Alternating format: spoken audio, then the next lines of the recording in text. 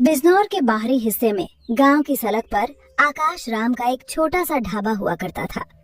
कभी ये ढाबा इलाके की शान माना जाता था। आकाश के हाथों में जैसे कोई जादू था। उसकी दाल में अपनापन था, रोटियों में मेहनत की खुशबू और सब्जी में मिट्टी की सोंधी सी महक। लेकिन समय हमेशा एक सा नहीं रहता। धीरे धीरे सड़क का रास्ता बदल गया, नई हाईवे बन गई, बड़े बड़े होटल खुल गए। जो गाड़ियां पहले आकाश के ढाबे पर रुकती थीं, हाथ में सूखी लकड़ियां थीं। एक एक करके वो उन्हें चूल्हे में डाल रहा था। आज भी सुबह से एक भी ग्राहक नहीं आया। तभी दूर से एक गाड़ी आकर ढाबे के सामने रुकती है। गाड़ी का दरवाजा खुलता है और एक ड्राइवर उतरता है। अरे भाई, क्या बात है? बस इतना ही खाना बेच रहे हो? हाँ साहब, जो भी तख्ती पर लिखा है बस वही है। अरे छोड़ो यार, ये तो शहर में भी बहुत मिल जाता है। मैं तो सोच रहा था कुछ चटपटा, कुछ अलग मिलेगा।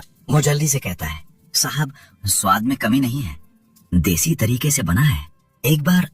नहीं भाई, टाइम कम है, कुछ मजेदार होता तो रुकता। इतना कहकर वो गाड़ी में बैठता है और बिना पीछे देखे चला जाता है।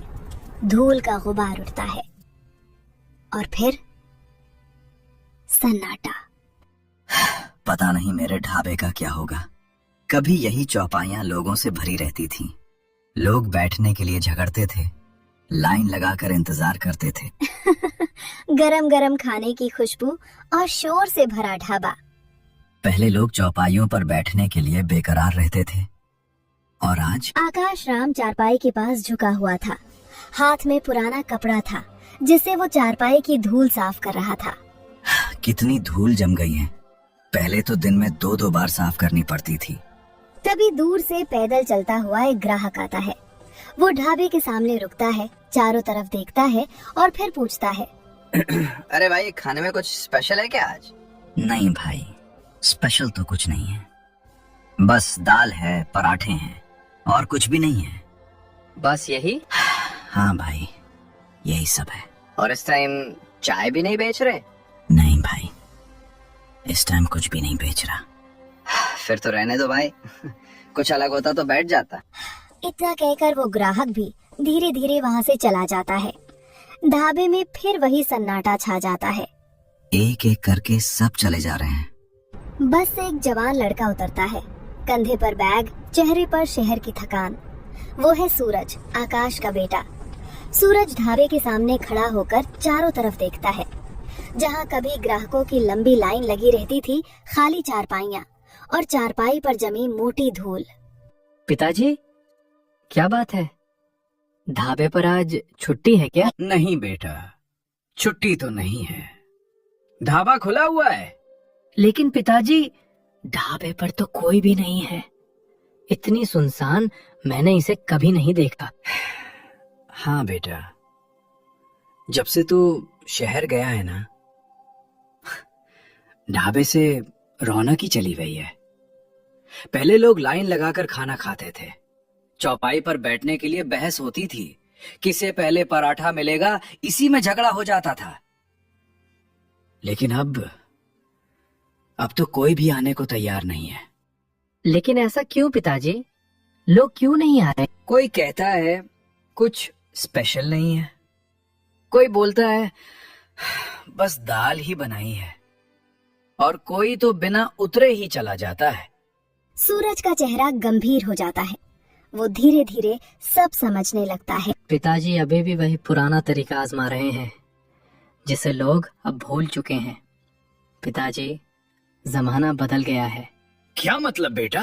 पहले लोग पेट भरने आते थे, अब लोग स्वाद ढूंढने आते हैं। अब सिर्फ दाल रोटी से काम नहीं चलता। लेकिन बेटा, हम तो यही बनाते आए हैं, इसी से घर चला है। मैं जानता हूँ पिताजी, आपका खाना आज भी सच्चा है, लेकिन लोग अब कुछ अलग चाहते हैं। अगर हम नहीं बदले तो ये ढाबा सच में बंद हो जाएगा। तो क्या मैं गलत कर रहा हूँ बेटा? शाम पूरी तरह उतर चुकी थी। आसमान में तारे झिलमिलाने लगे थे। घर के आंगन में मिट्टी की खुशबू फैली हुई थी। पिताजी, अगर बुरा ना माने तो एक बात कहूँ? बोल बेटा, आजकल तो सब कुछ कहने ही आ रहे हैं। आपका ढाबा इसलिए नहीं चल रहा क्योंकि आप आज भी वही गांव वाला पुराना सामान बेच रहे हैं। क्या? अब तू मुझे बताएगा कि मेरा ढाबा क्यों नहीं चल रहा? मैं इस धंधे में 20 साल से हूँ, समझा? जब तू ठीक से बोलना भी नहीं जानता था तब से मैं चूल्हे के आगे खड़ा हूँ। मुझे पता है पिताजी, आपने इस ढाबे के लिए अपनी जवानी खपा दी। आपकी मेहनत पर मुझे गर्व है। तो फिर क्यों कह रहा है कि मैं गलत कर रहा हूँ? आप गलत नहीं हैं पिताजी, पर तरीका पुराना हो गया है। अरे वाह, शहर से 2 साल क्या घूम आया, अब पूरे 20 साल का धंधा गलत लगने लगा। मैं शहर इसलिए गया था ताकि सीख सकूं कि लोग आज क्या चाहते हैं। आज शहर के लोग गांव का खाना नहीं चाहते, उन्हें शहरी खाना चाहिए। तो गांव का खाना खराब है? दाल रोटी में क्या कमी है? नहीं पिताजी, दाल रोटी आज भी अच्छी है, लेकिन लोग अब सिर्फ पेट भरने नहीं आते, वे स्वाद और अलगपन ढूंढते हैं। अगर वही शहरी खाना आप अपने देसी मसालों से बनाएं, तो लोग उंगलियां चाटते रह जाएंगे। और अगर लोग फिर भी ना आए तो दोष मेरा होगा, लेकिन अगर आए तो पूरा गांव कहेगा। मुझे डर लगता है बेटा, इतने सालों की कमाई दांव पर लगाने से। और मुझे डर लगता है पिताजी कि अगर हम नहीं बदले तो ये ढाबा हमेशा के लिए बंद हो जाएगा। अगली सुबह हल्की धूप के साथ होती है। सड़क पर गाड़ियों की आवाजें आने लगी हैं। सूरज तख्ती सीधी करता है। आकाश राम चूल्हे के पास जाकर राख साफ करता है। तभी अचानक एक चमचमाती कार आकर ढाबे के सामने रुकती है। कार से एक मोटा सा घमंडी आदमी उतरता है, आंखों में अकड़, चेहरे पर घमंड। तो आकाश राम, क्या सोचा तूने जो मैंने तुझे कहा था? देखिए सेठ जी, मैं अपना ढाबा खाली नहीं कर सकता। ये मेरी पुरखों की जमीन है, मैं इसे किसी भी हालात में नहीं बेच सकता। पुरखों की जमीन? अरे आकाश राम, भावनाओं से धंधा नहीं चलता। देख जरा, तेरा ढाबा वैसे भी नहीं चल रहा, धूल के सिवा यहाँ कुछ नहीं है। इससे अच्छा है मुझे बेच दे, मैं यहाँ एक बड़ा शानदार होटल बनाऊंगा। तेरा ढाबा हाईवे पर है, इसीलिए मैं खरीद रहा हूँ, वरना ऐसे ढाबे की कोई कीमत नहीं। अब हम अपना ढाबा नहीं बेच रहे। और तू कौन है? मैं आकाश राम का बेटा सूरज, और अब हम अपना ढाबा खुद चलाएंगे। तुम लोग इस ढाबे को? ठीक है, मैं तुम्हें 15 दिन का टाइम देता हूँ। 15 दिन? हाँ, अगर 15 दिन में तुमसे ये ढाबा नहीं चला तो ये ढाबा मुझे चाहिए। ठीक है सेठ जी, अगर 15 दिन में ढाबा हमसे नहीं चला तो हम ढाबा आपको बेच देंगे। ठीक है, 15 दिन बाद मिलेंगे। तब तक सपने देख लो। इतना कहकर सेठ कार में बैठता है। कार धूल उड़ाते हुई चली जाती है। पिताजी, अब ये सिर्फ ढाबा नहीं है, अब ये हमारी इज्जत का सवाल है। उसने अलग अलग देसी मसालों को पीसा, मिट्टी के चूल्हे पर चिकन चढ़ाया और गांव के पुराने नुस्खे से पकाने लगा। धीरे धीरे जब कड़ाही से मसालों की खुशबू उठी तो वो खुशबू सड़क पार करते हुए दूर दूर तक फैलने लगी। तभी सड़क पर तेज रफ्तार से जा रहा एक ट्रक अचानक ब्रेक लगाकर रुकता है। ड्राइवर खिड़की से सिर निकालकर गहरी सांस लेता है। अरे, ये कैसी खुशबू है? पेट तो वैसे ही भूखा है, लेकिन ये खुशबू तो ट्रक से नीचे उतरने पर मजबूर कर रही है। वो ट्रक से उतरता है और सीधे ढाबे पर आ जाता है। अरे भाई, क्या बना रहे हो? खुशबू तो ऐसी आ रही है कि स्टीयरिंग छोड़कर यहाँ खींचा चला आया। जल्दी से जो भी बना है एक प्लेट लगाओ, और हाँ, देरी मत करना। बैठिए भाई साहब, अभी गरम गरम देसी चिकन लाता हूँ। ये शहर वाला नहीं है, गांव के तरीके से बना है। अरे भाई, ये क्या बना दिया तुमने? मैं तो सालों से हाईवे पर ट्रक चला रहा हूँ, लेकिन ऐसा चिकन, ऐसा स्वाद आज तक नहीं खाया। ये चिकन नहीं है भाई, ये तो यादें हैं। बचपन में गांव में जो स्वाद मिलता था ना, वही स्वाद आज यहाँ मिला है। शहरों में तो बस मसाले ज्यादा होते हैं, आत्मा नहीं होती खाने में। भाई साहब, यही तो हम देना चाहते हैं, देसी स्वाद, सच्चा स्वाद। ये चिकन गांव के मसालों और दिल से बना है। अब सुनो भाई, आज से ये ढाबा मेरा अड्डा है। जब भी इस रोड से गुजरूंगा ट्रक यहीं रुकेगा। तुम्हारा ये देसी चिकन छोड़कर कहीं नहीं जाऊंगा। ढाबा छोटा हो सकता है लेकिन स्वाद बहुत बड़ा है। जल्दी ही यहाँ भीड़ लगेगी, लिख कर रख लो। इतना कहकर वो ट्रक की ओर बढ़ जाता है। आकाश उसे जाते हुए देखता है। चेहरे पर हल्की मुस्कान और आंखों में नई उम्मीद चमकने लगती है। जो ढाबा कभी सूना पड़ा रहता था, अब वहाँ सुबह से ही ट्रकों की लाइन लगने लगी। कोई परिवार आ रहा था, कोई ड्राइवर, तो कोई दूर गांव से सिर्फ उस देसी स्वाद के लिए। एक शाम काम निपटने के बाद आकाश राम चूल्हे के पास बैठ जाता है। वो सूरज को देखता है जो थकान के बावजूद मुस्कुरा रहा था। बेटा, आज जब ये ढाबा भरा हुआ देखता हूँ ना, तो दिल भर आता है। ये सब तेरी मेहनत और लगन का नतीजा। अगर उस दिन तू मुझे समझाता नहीं, अगर तू मुझे नए तरीके से सोचने को मजबूर नहीं करता, तो शायद आज मैं भी वही पुरानी जिद में फंसा रहता। फिर एक दिन मजबूरी में ये ढाबा बेचना पड़ जाता। पिताजी, मेहनत तो आपने पूरी जिंदगी की है। आपके हाथ के खाने में आज भी वही दम है। बस फर्क इतना था कि जमाना बदल चुका है। यही बातें किसी ने जाकर घमंडी सेठ के कानों में डाल दी। सेठ अपने आलीशान कमरे में बैठा था, हाथ में मोबाइल, चेहरे पर जलन और आंखों में गुस्सा। तो आखिर चल ही गया वो ढाबा जिसे मैंने धूल में मिलाने का सपना देखा था। आकाश राम, तू समझता है तू जीत गया? अभी खेल बाकी है। हाईवे पर जो ढाबा है ना, आकाश नाम का, मुझे उसकी एक एक चीज टूटी हुई चाहिए। देखो, तुम्हें रात के अंधेरे में जाना है, ना कोई देखे ना कोई सबूत बचे।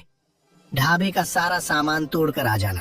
सेठ जी, काम तो हो जाएगा, लेकिन पैसे वो मुंह मांगे लेंगे। जो पैसे तुम कहोगे मैं देने को तैयार हूँ, बस मुझे वो ढाबा टूटा हुआ चाहिए, समझे?